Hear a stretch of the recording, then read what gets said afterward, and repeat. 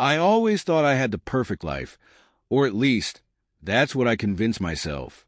My wife, Elena, and I had been together for nearly a decade. We had the house, the career, the social circle. Everything seemed right on paper.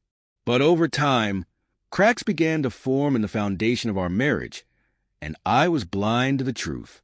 Elena had always been the center of attention, beautiful, confident, with a charm that could make anyone feel special. At first, I loved it. I felt proud of her ability to command a room. But as years went on, I began to notice subtle changes in her behavior. She'd become distant, spending long hours away from home for work or meeting friends I had never heard of.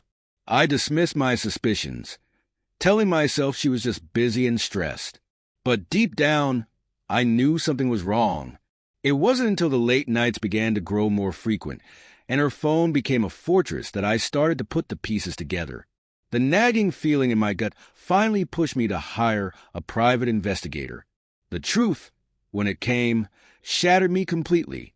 Elena had been having an affair with one of her colleagues, someone I had even met at social gatherings. The betrayal cut deeper than I could have ever imagined. The lies she had woven around me were so intricate, I had no idea. She was living a double life, maintaining a facade of a loving wife while indulging in the excitement and passion of a secret relationship. I confronted her one evening, my hands trembling with anger and hurt. Her reaction was cold, almost as if she had been waiting for this moment. She confessed, without remorse, admitting she had been unfaithful for nearly a year. She told me she felt stifled in the marriage, as though I had become too predictable and she needed something more thrilling. The audacity of her words left me speechless. I couldn't understand how she could dismiss everything we had built for the sake of some fleeting excitement. Her affair wasn't the only thing that was reckless. As her relationship with her lover intensified, she grew careless. She'd leave traces behind, hotel receipts, private messages, and even pictures. She was so brazen, as though she believed nothing would ever come of it. It seemed like she didn't care about the consequences of her actions, not just for our marriage, but for her own future. One day, the situation escalated in a way that none of us expected. Elena's lover, a man who was no stranger to taking risks, pushed her to make choices she wasn't ready for. The affair, once a secret indulgence, became something that consumed her. In a moment of recklessness, she made a decision that would ultimately lead to her downfall. While I was away on a business trip, Elena's lover pressured her into leaving everything behind. Her life, her marriage, and everything she had known.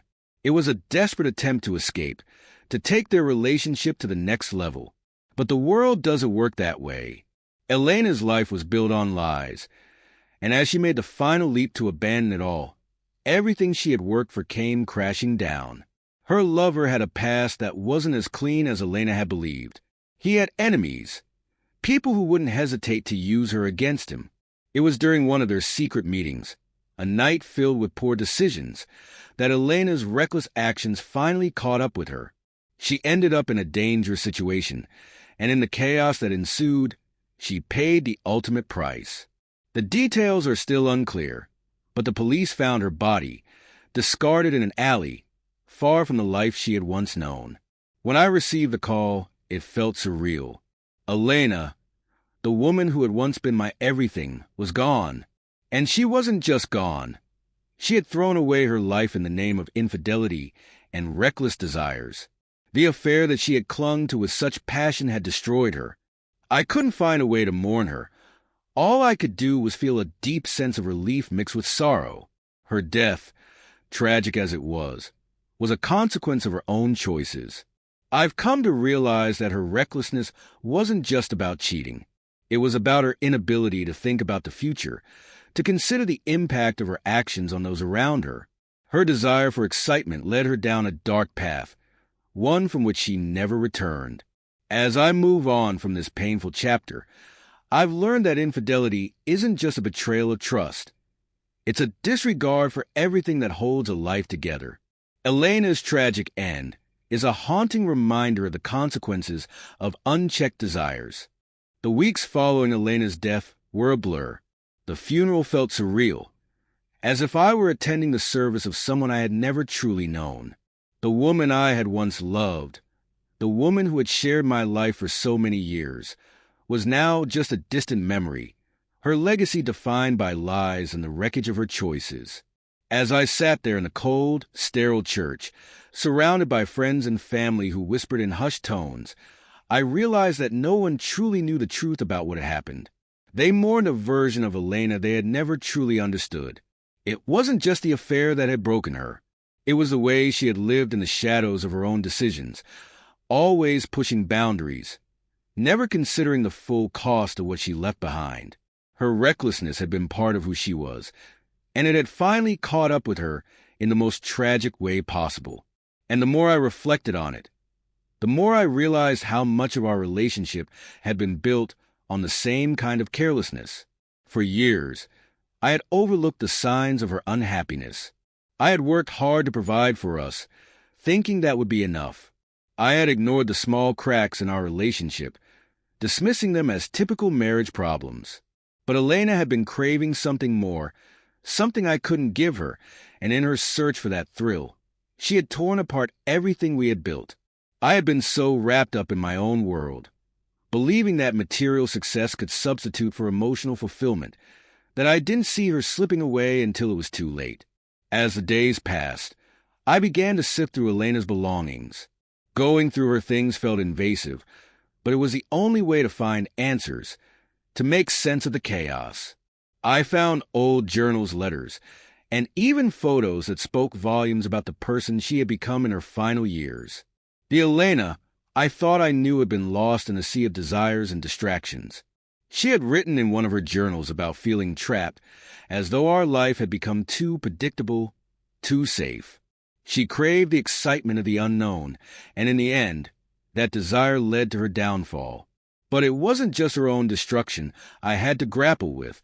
Elena's choices had left me with a void that I wasn't sure how to fill. I was left to pick up the pieces of my life, trying to rebuild after the destruction she had caused.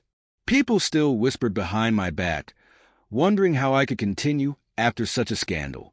The shame of being the betrayed husband was heavy, and even though Elena was gone, I felt as if I were still being haunted by her actions. There was a part of me that wanted to scream in anger, to demand answers from her. But another part, the part that had loved her once, couldn't help but feel a deep sense of sorrow for the woman she had become. It took time, but eventually, I realized that I couldn't let her recklessness define me. I had to let go of the anger, the betrayal, and the guilt. I had to rebuild my life, not around the memory of Elena, but around the person I wanted to be. I began to understand that I couldn't change the past, but I could control how I moved forward. In the months that followed, I found solace in the small things, taking up hobbies I had neglected, reconnecting with old friends, and slowly starting to open myself up to the possibility of love again. It wasn't easy, but every day I felt a little stronger, a little more whole. And though I would never forget the woman Elena had been, I began to accept that her choices were hers alone, and they didn't have to define my future.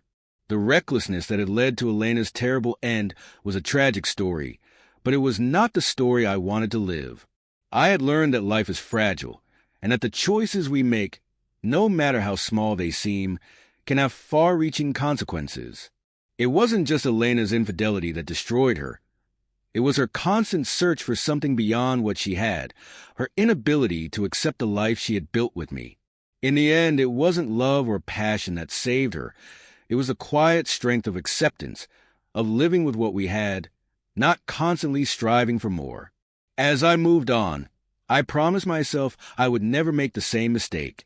I would cherish the life I had, the people who were truly there for me, and the love that didn't need to be reckless to be real. Elena's story ended tragically, but mine was still being written, and I was determined to make sure it had a better ending.